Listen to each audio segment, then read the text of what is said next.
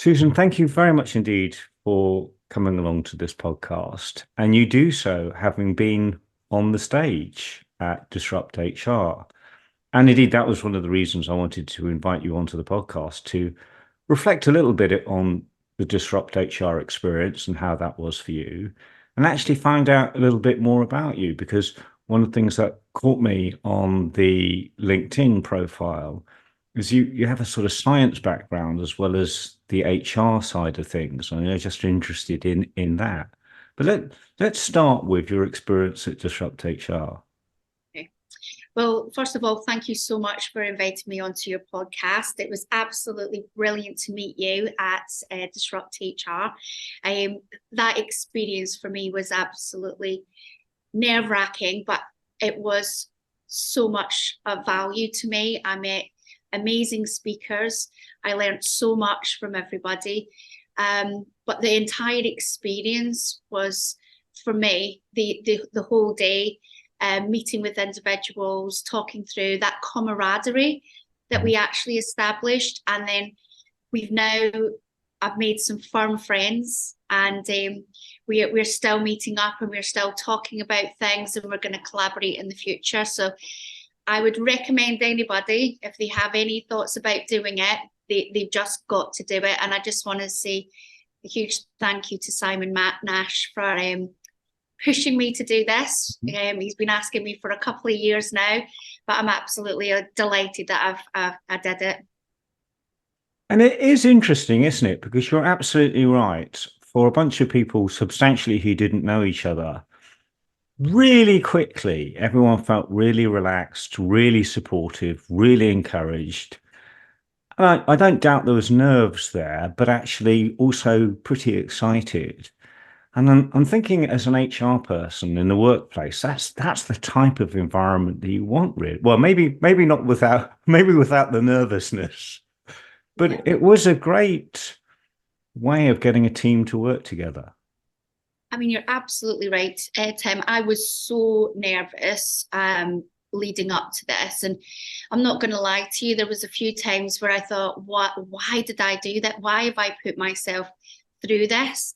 But actually, on the day, meeting, all of the speakers, and we all were our biggest supporters. So, every time we were having a rehearsal, people were egging each other on and giving each other praise, begging each other up.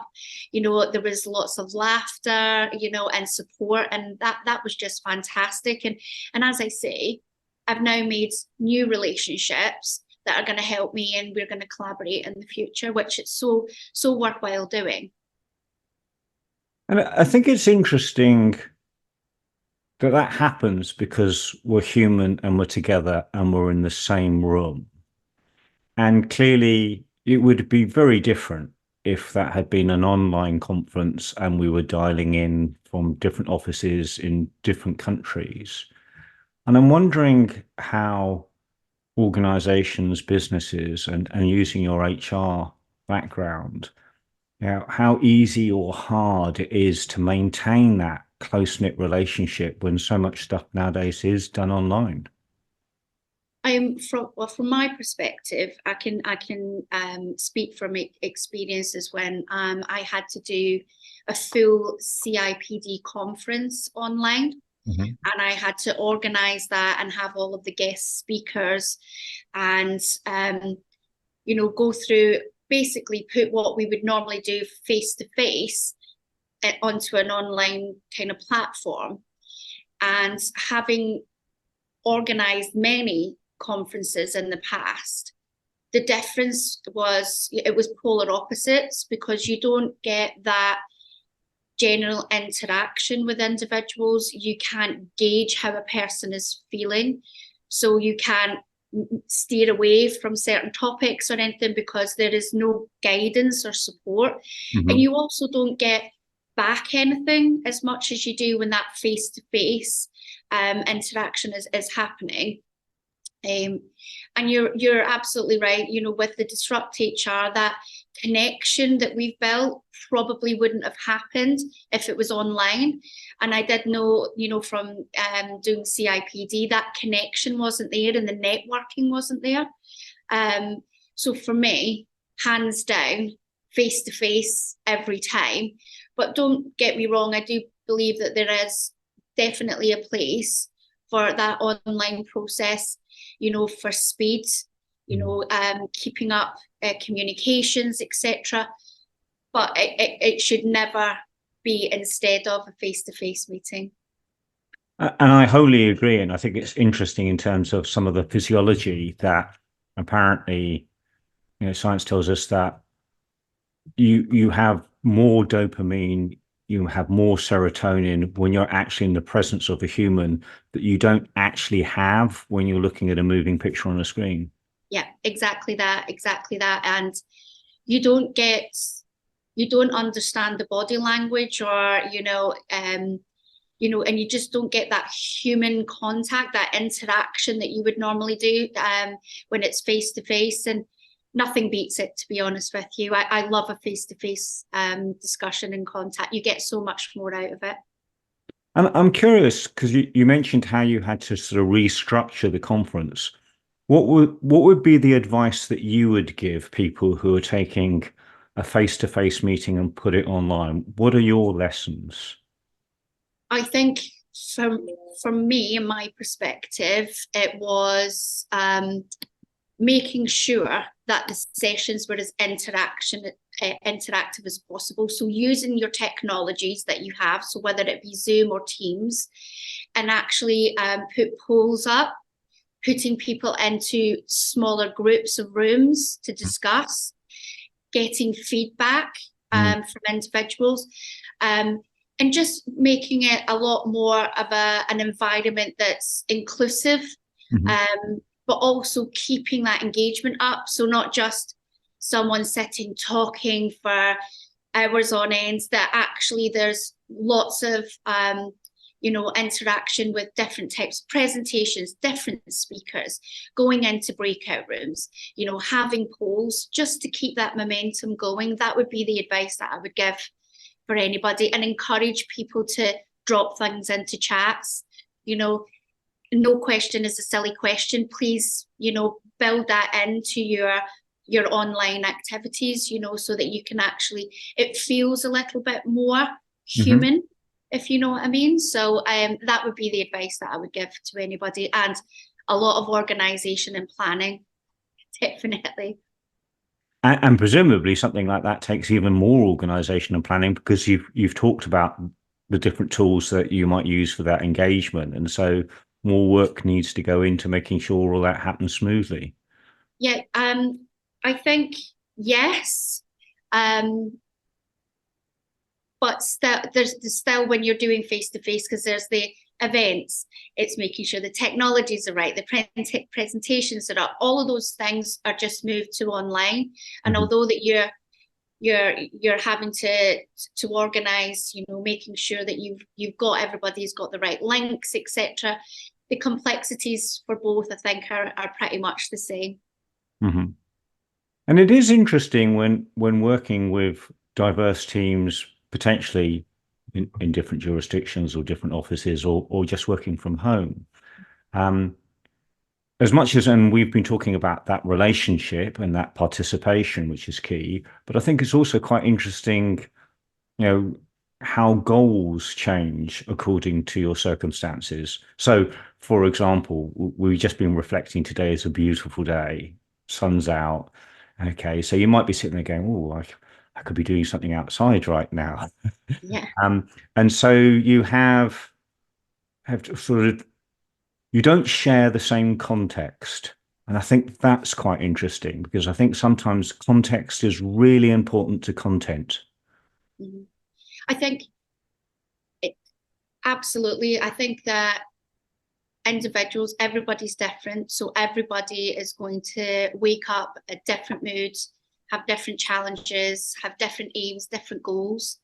And as an employer, if you're putting any training or anything that's going to be on an online platform, or whether it's going to be face to face, you've got to be adaptable. You've got to, be able to move with change, and you can't just always have, this is the one kind of platform that we're going to use and it's always going to be exactly the same.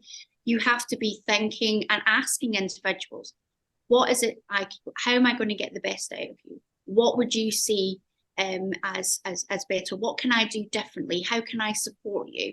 So it's all about having those conversations and then adapting to whatever needs and requirements that you have as a business or as individuals. I think that process of adaptation, of flexibility, of change is really interesting.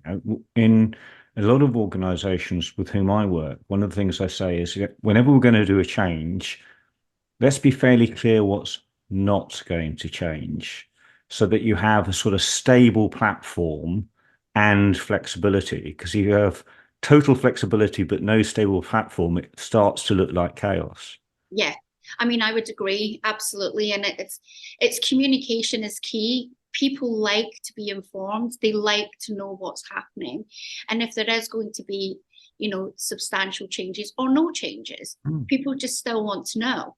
And also they feel part of it then, so they know what they're going into, that, that they're fully informed. But I do think that communication is definitely key. And it must be interesting for somebody who has been an HR professional for a number of years now. You will have seen the marketplace change completely in terms of what's out there, what the new business pressures are. Clearly, the world, I think, is very different post-COVID to what it was pre-COVID. And I think even the role of HR is very different now to what it was. I mean, what is your experience of those changes? I've been extremely lucky within my career, and I've worked in very different sectors, and I've seen phenomenal change. So I've worked in the retail sector, is where I started out my career in HR. And actually at that time, it wasn't really human resources. It was more like office management. And, it kind of built and grew, and then contracts came in and all of these things and regulations. So I've seen phenomenal change throughout my 20 plus years in HR. And to be fair, I've enjoyed every minute of it. Every change, every involvement has brought more opportunities, and more opportunities for me to learn, to grow, to develop, but also to get some structure in place. Because yes, it was a bit chaotic. So there was no contracts of employment back in the day. It was like, let's hope that they turn up for work today. So I mean, there's lots of different things. So I've worked in the retail sector, where recruitment was really fluid. People would come and go. It was fast paced. I was dealing with a lot of younger individuals in the sector that I worked in. So you had to adapt to make sure that you were looking after those employees of a certain group of individuals, so they were coming straight from school, some of them. And you had to make sure that you were absolutely, you understood, you were protecting them, like making sure that they weren't doing anything that they weren't supposed to be doing or exposed to anything, right the way through to obviously the MD, which was much older, more established individuals. So there was diversity there. And then I moved into the public sector, and I worked. It was a massive shift and change for me, whereas things were a lot more fluid, and you could make real decisions in real time very quickly. It was much more corporate, and you had, it was much more structured, and it was very different in that it wasn't very diverse where I went to work. It was very much similar individuals with similar backgrounds, similar age groups, similar gender. And that was a real shift for me. But we made real transformational change in that sector, brought in trainees, and we moved forward with a lot of different things that we'd never implemented before. And I've seen diversity and inclusion really take centre stage. And we were very lucky to actually receive a British Standard Award for diversity and inclusion. Don't get me wrong, Tim, it took me 8 years to get there.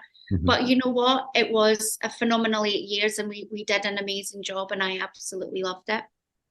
And then I'm in the private sector in finance. And again, it's another complete different shift again. So it's all about the culture of the organisation. And, and as an HR professional, I've had to adapt, I've had to be flexible, I've had to learn a lot. But actually, this is what makes me get up in the morning, and this is why I'm motivated and enthused to be able to do it. So, I'm very excited, and I'm excited to see what's going to happen in the future for HR. And I'm really interested, one, in the value that you've taken from each of those experiences, some of which you've already shared with us in what you've just said. But also, you mentioned the 8 years. Now, clearly, if you're going to do that journey again, one suspects it might be shorter because you now have all the lessons and the experience that you've accumulated over that time. But in essence, what would be the key things that you would advise people who want to embrace EDI more, who want to recognize and encourage innovation and participation, when we live in a culture where it's very often about fitting in, which almost challenges the idea of diversity and different perspectives? So first and foremost, Tim, I would say that if an organisation really truly wanted it, they have to be committed to do it. It's not just a checkbox exercise. They really, really have to be committed. But they have to understand the value of diversity. Just because, you don't fit into that particular box doesn't mean to say that these individuals don't add a lot of value. And I've worked with several services providers in the past, like Jet, and had Minds come in and speak with us. And I really understand the value of having someone come in, and just because they're not fitting into your checkbox doesn't mean to say that they're not going to add massive value to your organization. And I've seen it, I've lived it, I've breathed it. And my daughter, she has a disability, and she is an amazing inspiration for anybody. And she is working as a lead TA up at Montalabbey. She's done 2 degrees, and she drives. And just because she has a disability, when she was at school, they were saying, oh, she might not do exams, so she might not do this. But actually, she is just a phenomenal individual, and she had goals, aims, dreams, and she has, checked off all of those boxes. And she's now fully integrated into the workplace, and she thoroughly enjoys her job, and they love her there.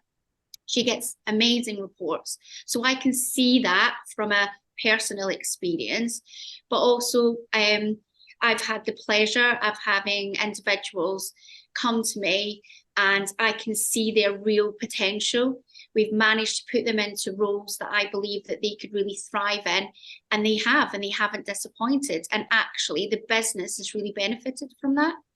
So from my perspective, if an employer really wants to embrace diversity, is to be open-minded, but be committed, and they will reap the rewards in the future.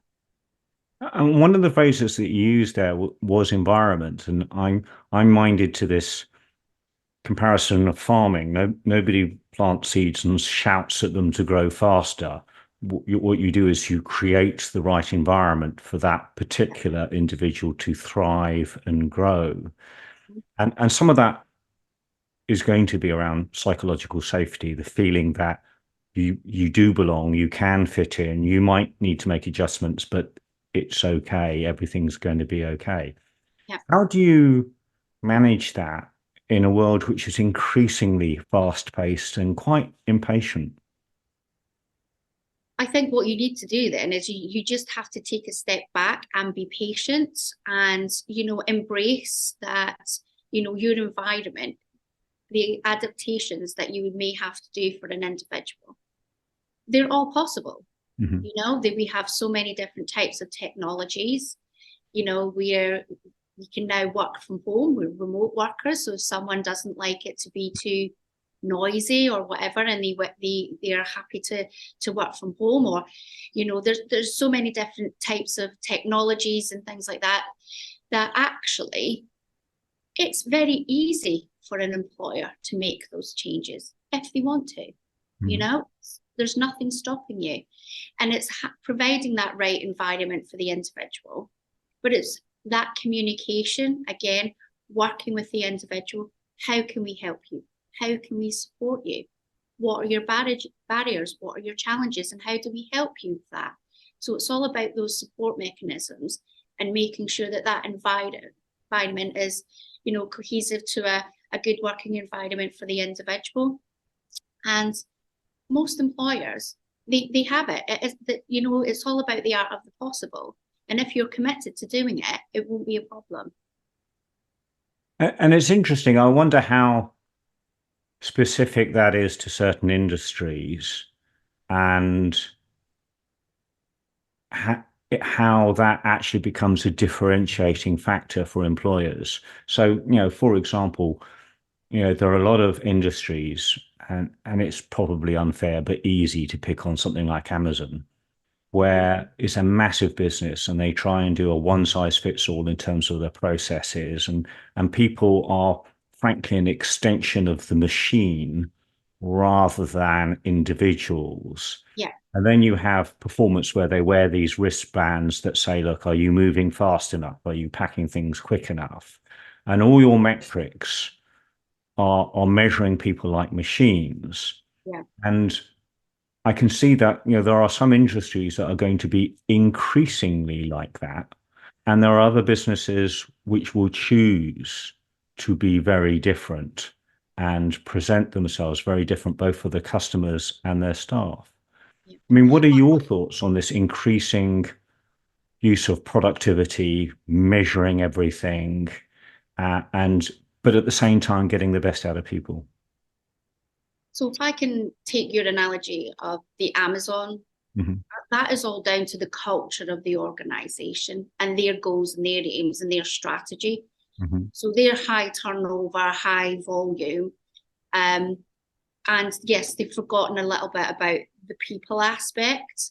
But if I say, okay, a comparative, which is not a direct comparative, but if we look at B&Q, which is, a service provider for products, etc., their culture is extremely different. They put the people first and foremost.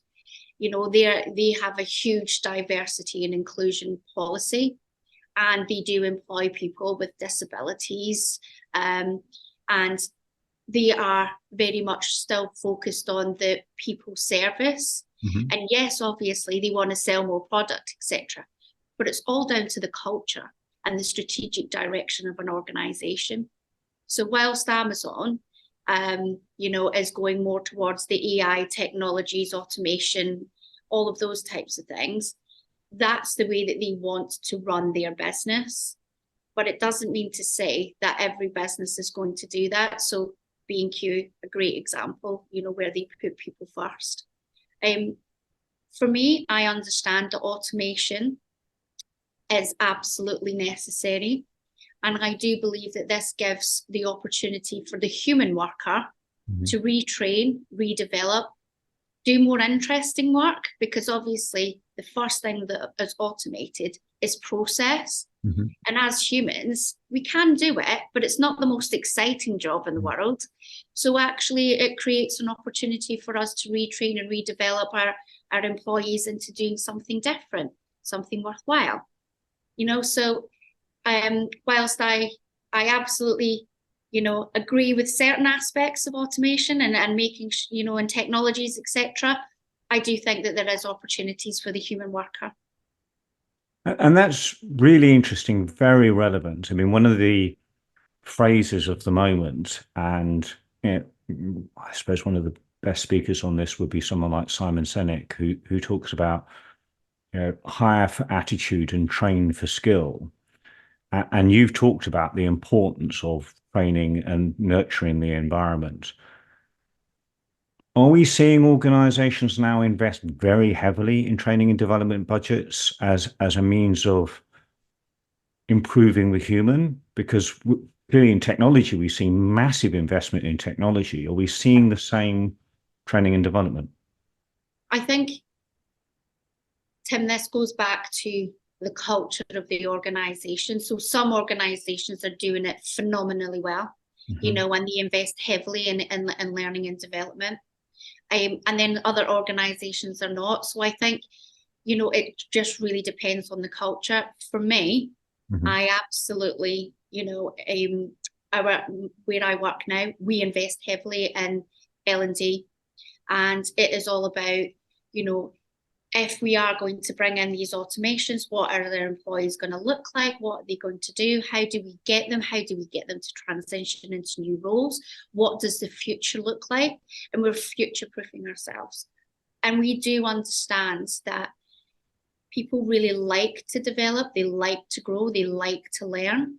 And we do a lot in that space, both technical and soft skills, and but I think it's down to the culture of the organization. So everybody will tell you a different story, whereas, no, my budget's been cut, we're not doing as much in the L&D space. And then you'll talk to the next person and say, actually, we realize that automation is coming in, roles are changing, and we are investing heavily in our people, and in L&D. So I think there's a mixture. It depends on who you're talking to, and depends on the culture of the organization.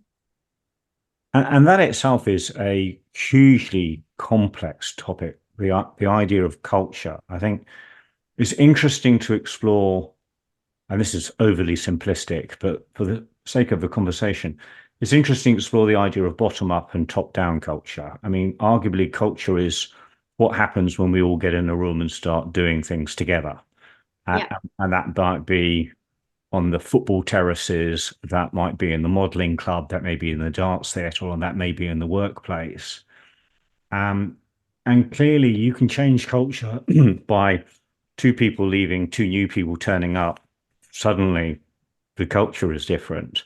Yeah. And so, how we manage culture, how we curate it, how we design it is hugely complex and a fairly uncertain science. I mean, it's not something that we can follow quite like a recipe book. I actually learned something very recently from an amazing individual. Her name is Michelle Roncel, and she actually has, along with her organization, developed a tool, and it's called Culture Scope. And we've been talking a lot about the culture of organizations, transformational change. And we were getting really into it. And she told me, your perception of the culture of your organization is just your perception. Actually, it might be completely different. And I was like, no, I think I know what the culture is. And she went, I'm telling you now. And then I did some research into it, and I was like, you're absolutely right. It's just my perception. I think it is this, but in the reality, it can be completely different. And we've been talking about, how that can really shape an organization, and how you can have an organization with cultures within cultures within cultures, because of either, the way that teams are built, who is the line managers of those teams, top down, exactly.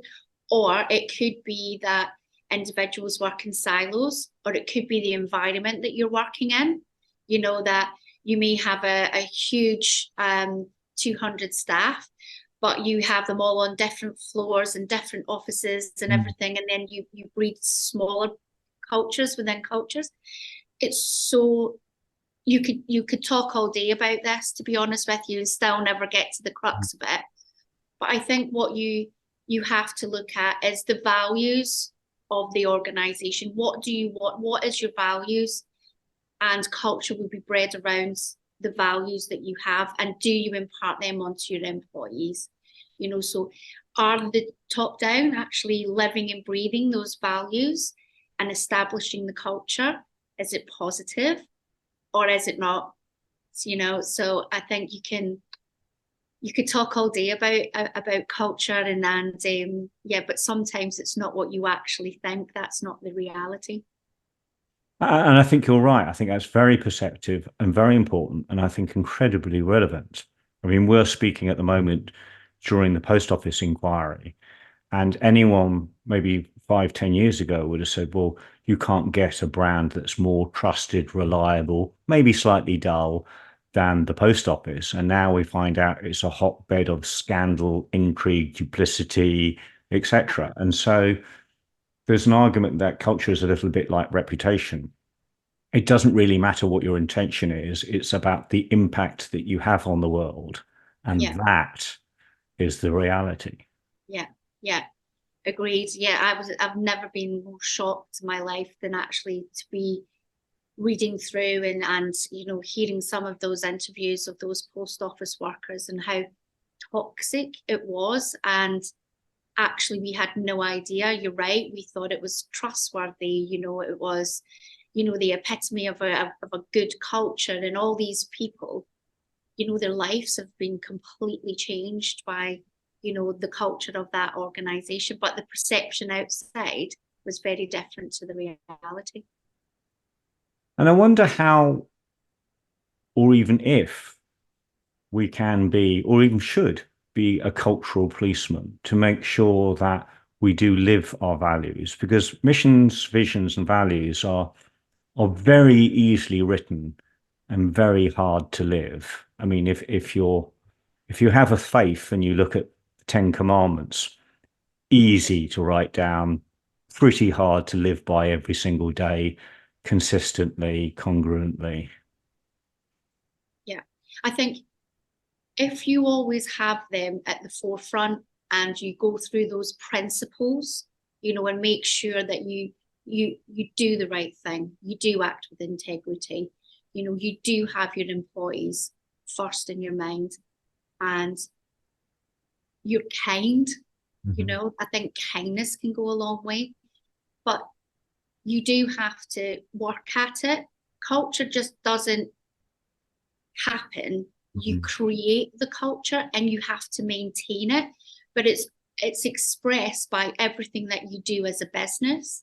So it's how you act, it's the behaviors, it's your conduct, it's the performance, it's your communication, it's all of those things, and you have to work at it. You can't just let it do it itself. It doesn't just happen. There has to be work around it. I think you're absolutely right. And it's really interesting in terms of growth and values and principles, how we aggregate these, how the values of an individual inform the values of a team, and the values of a team inform the values of an organization, particularly where we celebrate diversity. So you could have people of different faiths, different upbringings, different cultures, different communities, different genders. So they all actually have a different take in life, and they will all come into the room potentially with a different set of values. Somebody with faith will come into the room with a different set of values potentially to somebody who's very secular. And yet we set aside those differences towards something that's common, that's shared. That, I imagine, can be pretty tricky because we live in a world, particularly with social media, who likes to categorize us as team A or team B, and team B is always the villain. And we touched a little earlier on the post office scandal, which is horrific in many circumstances and perspectives. But you can't help but thinking, but these are fundamentally people who woke up to try and do good things. How did they get in that situation? And I think we go back again to that tone from the top and those values and principles of those individuals that were not looking at the rationale behind why these individuals were failing, they weren't being able to balance their books, etc. But also having a heavy reliance on a technology that hadn't been tested, and that we have to be super aware that we might get things wrong, and it's okay to say, you know what, this isn't working. Well, you have to have courage and you have to have support. But actually, if someone had just said, I'm not thinking that this technology is actually working to its best capabilities, then actually all of those individuals wouldn't be in this situation now. But someone at the top would have had to have made that decision to say that the millions of pound technologies wasn't actually working, but actually they needed that courage to be able to do so. But they needed the integrity to as well, and respect for others. And I think that is, leaders have to have that. And sometimes you get it wrong, but you have to put your hand up and say, got it wrong, let's look into this. And because the system doesn't always work, I mean, that's why we have rules, regulations. That's why we have now employment laws, because if people either don't follow good process or frankly are unaware of it, the legislation, the guidance, the regulation can ostensibly be an aid to doing good things. But of course, increasingly, there's a lot of it. Yeah. And that itself, I imagine HR is a very technical skill now, as well as a sort of very personal skill, the depth of stuff that you need to know and be aware of. And that itself is a challenge. Yeah. But Tim, to be honest with you, it does help and support us, because there are situations where they're complex and the employment law can really help and support us through the procedures. It's very procedural, and as long as you don't deviate from the procedure. But what you've got to remember that there's a human element behind that, and you have to treat people with respect. And even if they have done something that they weren't aware of or they shouldn't have been doing, you should still treat people with respect, but just guide and support them through that process. And the employment law and legislation is there to help and support you.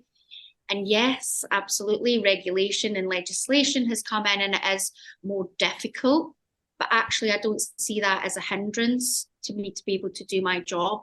It actually helps and supports me to be able to do my job. And you've talked about how HR has changed over the years, and in part because you yourself have been in different organizations that themselves offer different cultures. Retail is very different from professional services in terms of pace and pressures and pricing and stuff like that. How do you see HR evolving over the next 5 years? I do think that, we already have a seat at the table, but I think that leaders will look to HR for the human element of how actually do we bring in a lot of this automation and AI, and how do we look after our people? And what does the business look like in 5 years' time? What are we going to be doing? What jobs are going to be available and what are not going to be available? And I think that it's an exciting time for HR, and it's exciting time for people as well. As like you can get, and as I said before, can get rid of more of the mundane and process-driven roles that are not as exciting, and moving into much more explorative and collaborative working, and much more of a collaborative working environment with other individuals talking about ideas and, how do we move forward and how can we do things differently? Because we're bogged down in the process, but actually if that gets taken away, it creates other opportunities. So I think that this is a great time for individuals to create basically what their roles could look like, Hmm. if they're not bogged down with process-driven kind of mundane types of work, and and putting into practice some of the thought, bringing more thought back into it. So I think it's exciting times for HR, and obviously changes in legislation that will come down the road. But actually, it's much more positive for individuals. There's a lot more for the employee. More flexible working processes, time off for parents, etc. So it actually makes it easier to have a career and a family and outside interests. So yeah, it's exciting times. And it is interesting because things have, moved quite rapidly in society, and perhaps accelerated more so post-COVID. But if we contrasted, say, an organization in the 70s or 80s, what you did at work was what you did at work, what you did at home was what you did at home, and the two never met. Then we have social media, and suddenly there are things like what you post on your personal private chat, social media. Could we be mindful of the fact that there may be customers looking at it? Now, suddenly, we're saying, actually, there is no home or work. It's a blended thing, and you can come in late because you've got to do some domestic stuff. So we're now being flexible, and it's always on, and it's 24/7. And so the boundaries between private life and public life, the boundaries between those and professional life, can become really blurred. And I think people draw those boundaries differently. How do you manage that? How do you see that evolving? So from my perspective, Mhm. I think the less blurring of the lines, the better it is for people's well-being, Mhm. because you have to have your downtime. You have to be able to rest and recuperate, to be able to come into work refreshed and be able to do a good job.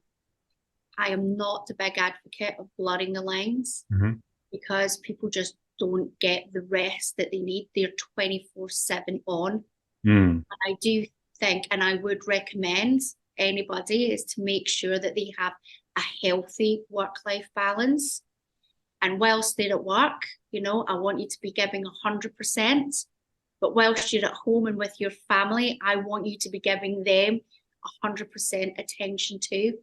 And Mhm. I do think that when I've actually talked to people that have suffered with mental well-being issues, it's where that they've actually blurred the lines and they have no downtime. It's work is in their private life is in the work life, that it's all mixed in together. It becomes chaotic. There is no structure. It's very difficult for them. And actually, their well-being has suffered as a result. So from my perspective, and this is just my opinion, not everybody will agree with me, is that you definitely have to have that healthy balance between the two.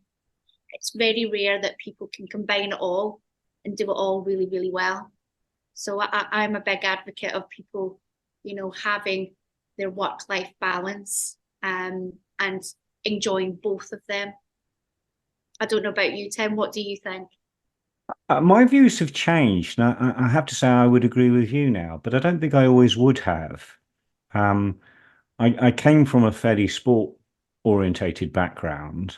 And so I had this idea that if I want to be a good swimmer, I've got to swim 50,000 a week, 50,000 meters a week, and train 18 hours a week if I want to be a triathlete.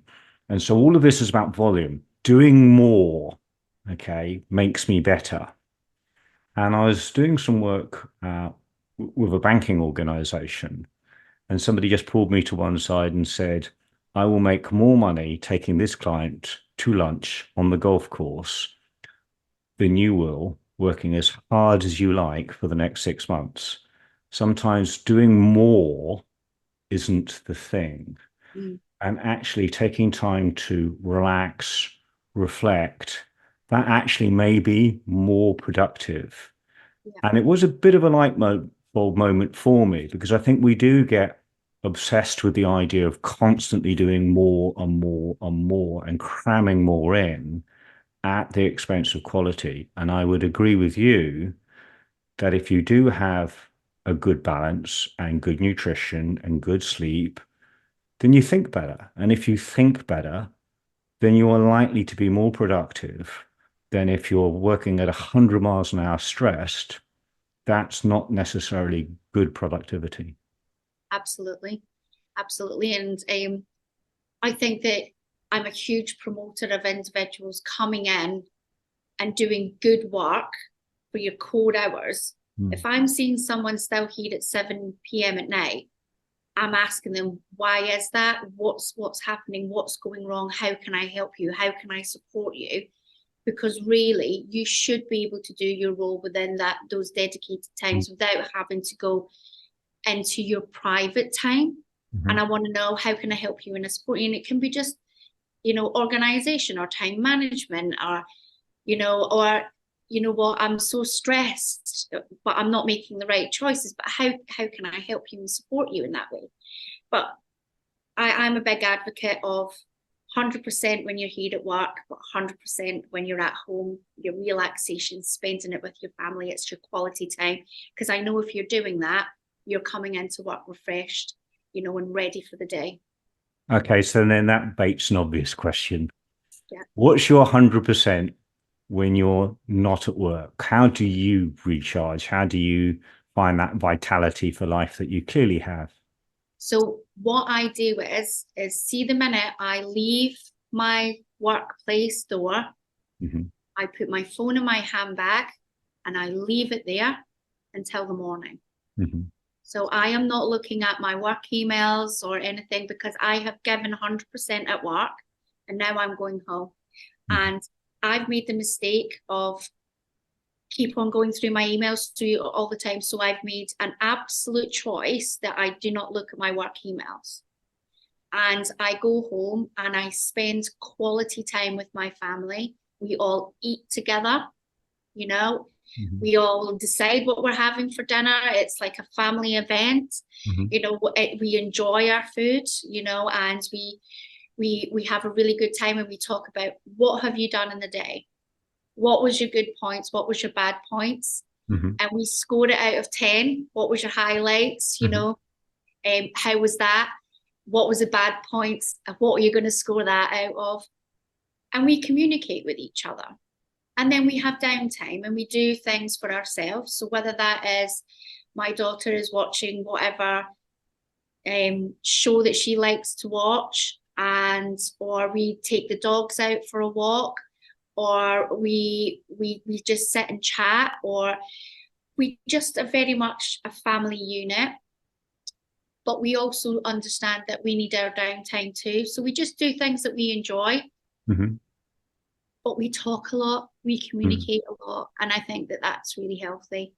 And most of all, we have fun, laugh at each other. Everything is funny. If somebody does something funny or whatever, then that's hilarious. We don't take ourselves too seriously. But we also, once we've talked about our day, we've left that now, and then we're on to do our family things, etc. And I think that's really important, because you've got to know. So if your husband is having a bad day, why is he having a bad day? How can I help? How can I support? It's all about having that connection again as well. But I'm a busy mum. I've got 3 dogs that keep me very, very occupied. They're all very different and lovely. But I mostly just enjoy myself, my home, my friends, my family. And I think that's so important, is to have a really healthy balance of outside of work. I've got a good life. I like it. Yeah, I'm always very positive. And I think what you've outlined there, it's not just good advice. Sorry, it's not just good advice. It's the example of a role model. I can see that you are compassionate, caring, and listening, and you are like that at home. You are like that at work. You were definitely like that at the Disrupt HR conference. It is you all the way through. And I think that's lovely. That consistency, that's the authentic you.